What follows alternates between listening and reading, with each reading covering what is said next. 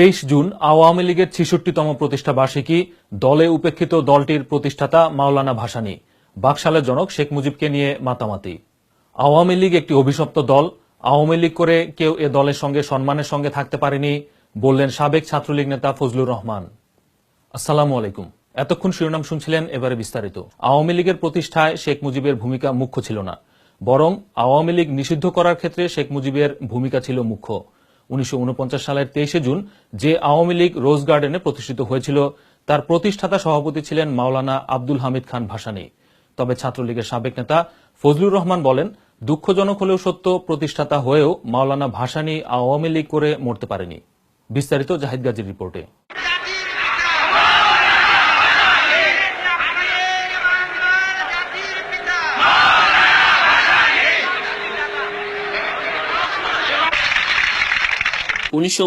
সালে 23 জুন প্রতিষ্ঠিত পূর্ব পাকিস্তান আওয়ামী মুসলিম লীগের প্রতিষ্ঠার সময় মুখ্য ভূমিকায় ছিলেন হোসেন শহীদ সোহরাওয়ার্দী, মাওলানা আব্দুল খান হামিদ ভাসানী এবং শামসুল হক সহ কয়েকজন।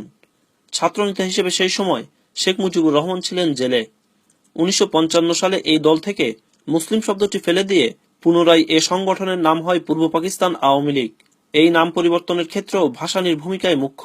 তবে এখন ঢাক ঢোল পিটিয়ে আওয়ামী লীগের প্রতিষ্ঠাবার্ষিকীতে কেবলমাত্র গুণকীর্তন চলে শেখ মুজিবুর রহমানের।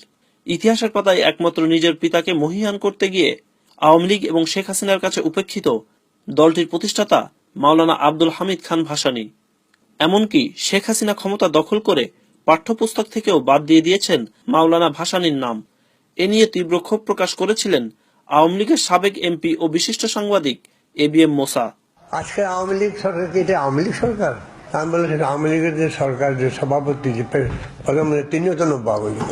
আর যিনি আওয়ামী লীগের অন্যতম প্রতিষ্ঠান মাওলানা ভাসানীর নাম পাঠ্যপুস্তক থেকে বাদ দিয়েছে। লজ্জা করে না? নিজের জন্মদাতাকে অস্বীকার করছো তুমি। যাতে যে নিজের জন্মদাতাকে অস্বীকার করে তাকে কি বলে, দাওয়াত বলবে না? এটি অনস্বীকার্য। পাকিস্তান আমলে 1953 সাল থেকে 66 সাল পর্যন্ত প্রায় 14 বছর পূর্ব পাকিস্তানের আওয়ামী লীগের সাধারণ সম্পাদক হিসেবে দায়িত্ব পালন করেন শেখ মুজিব। সে সময়কার পূর্ব পাকিস্তানের জনগণের স্বার্থ রক্ষার জন্য একমাত্র নির্ভরযোগ্য রাজনৈতিক দল ছিল পূর্ব পাকিস্তান আওয়ামী লীগ। এই দলের মাধ্যমেই শেখ মুজিবুর রহমান পূর্ব পাকিস্তানের স্বায়ত্তশাসন আন্দোলনের প্রধান নেতায় পরিণত হয়। অনেক ইতিহাসবিদগণ মনে করেন শেখ মুজিব বর্তমান বাংলাদেশের স্বাধীনতা নয়, চেয়েছিলেন স্বায়ত্তশাসন। এটি বিদেশি সাংবাদিকদের এক প্রশ্নের জবাবে শেখ মুজিব নিজেই স্বীকার করেছেন। Autonomy? Oh, definitely. Don't get to stop my autonomy. Say, I want to live like a free citizen of a free country. You mean independent? That I don't mean. 1972 সালের 10 জানুয়ারি স্বাধীন বাংলাদেশে শেখ মুজিব ফিরে আসেন পাকিস্তানি পাসপোর্ট নিয়ে। বাংলাদেশের রাষ্ট্রপতি হিসেবে দায়িত্ব গ্রহণ করেন। স্বাভাবিকভাবে আওয়ামী লীগের কর্তৃত্বও আসে তার কাছে। এরপর স্বাধীন বাংলাদেশে শেখ মুজিব 1975 সালের 25 জানুয়ারি সকল রাজনৈতিক দল বিলুপ্ত করে গঠন করে একদলীয় বাকশাল। শেখ মুজিব সম্পর্কে আওয়ামী বুদ্ধিজীবীরা তার মেয়ে শেখ হাসিনার ভয়ে নানা স্তুতি রচনা করলেও শেখ মুজিবের কলঙ্কজনক কাণ্ড বাকশাল গঠন নিয়ে তারা কিছুই বলেন না। আজকের 25 জানুয়ারি দিনটি হচ্ছে যে 1975 সালের এই দিনে বাংলাদেশ জাতীয় সংসদে বাকশাল কর্মসূচি অনুমোদিত হয়েছিল এবং বাকশাল নামে একটি নতুন রাজনৈতিক দল তৈরি করা হয়েছে, বাংলাদেশের সকল রাজনৈতিক দলকে নিষিদ্ধ করে। সকল সংবাদপত্রকে বাদ দিয়ে 4টে মাত্র সংবাদপত্র রেখে বাকি সকল সংবাদপত্র নিষিদ্ধ করা হয়েছিল। সেই বাকশালকে একদলীয় শাসন হিসেবে অনেকে অভিহিত করেন, অনেকে এটিকে রাজনৈতিক কর্মসূচি হিসেবে কৃষক শ্রমিকের জন্য সাম্য প্রতিষ্ঠার জন্য এটি কর্মসূচি হিসেবে অভিহিত করেছেন। এবং সেই বাকশাল আওয়ামী লীগ বিলুপ্ত করেই বাকশাল হয়েছিল।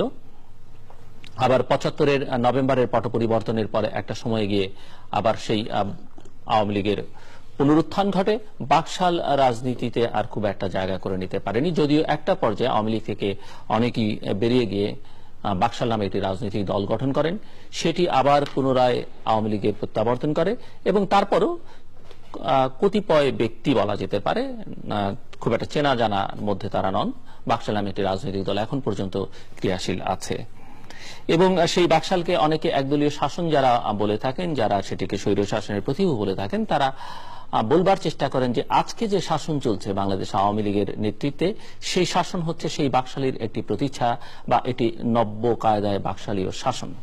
বর্তমানে যে আওয়ামী লীগ নিজ নামে দলটির প্রতিষ্ঠাবার্ষিকী পালন করতে পারছে, এটি বাংলাদেশের প্রথম প্রেসিডেন্ট ও স্বাধীনতার ঘোষক শহীদ রাষ্ট্রপতি জিয়াউর রহমানের অবদান।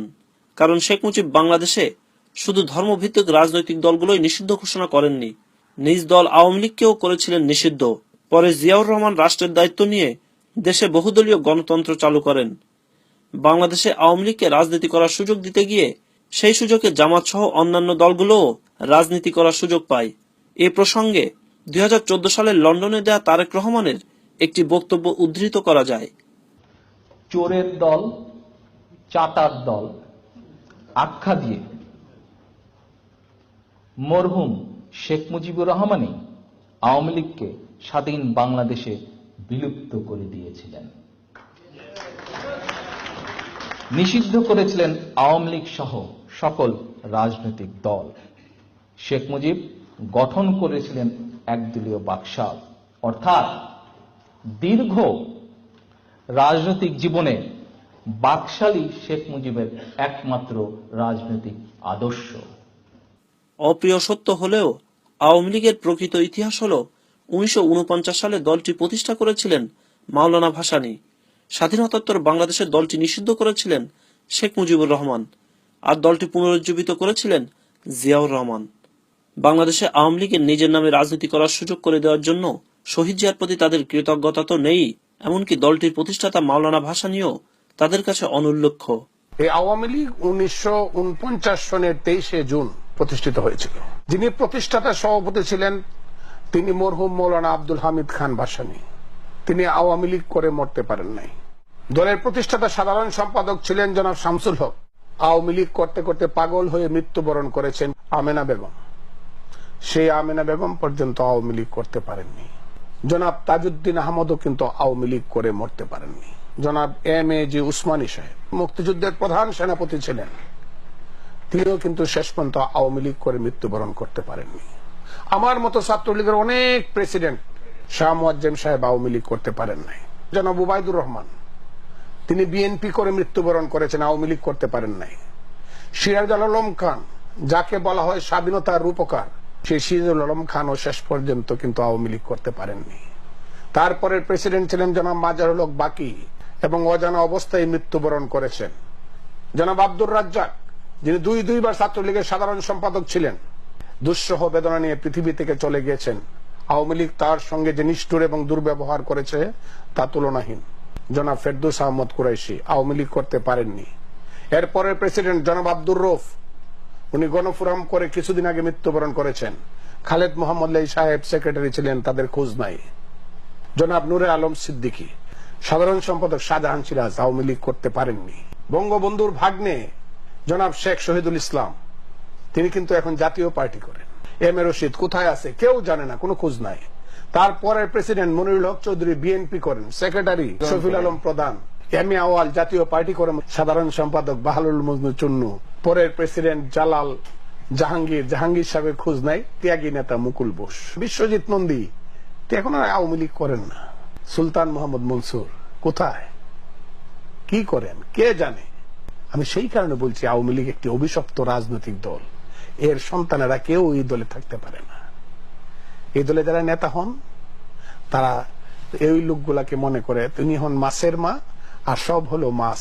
একবার জ্যৈষ্ঠ মাসে ডিম পেড়ে যান, আর পরের জ্যৈষ্ঠ মাসে মাছগুলো আর থাকে না। এখন আওয়ামী লীগ একটা গজবের নাম। এখন আজরাইল বলতে যদি আপনি বুঝান, আওয়ামী লীগের আজরাইলের চেয়ে বেশি ভয় পায়। গজব বলতে যদি বুঝান, সাইক্লোন, আপনার বজ্রপাত, এর বিনিময়ে কি হচ্ছে, ক্ষতিটা কি হচ্ছে, এটা কি আওয়ামী লীগের জন্য খুব শুভ ফল বয়ে নিয়ে আসবে? আমি বললাম যে না। এর কারণ হলো যে রাজনীতিতে সবচেয়ে ভয়াবহ যে অশনি সংকেতটা, এইটার জন্য কিন্তু এই মুহূর্তে সেটা যাচ্ছে। Zahid Gazi, ATV news, London. গণতন্ত্র পুনরুদ্ধারের প্রত্যয়ে শেষ করছি সংবাদ। আল্লাহ হাফেজ।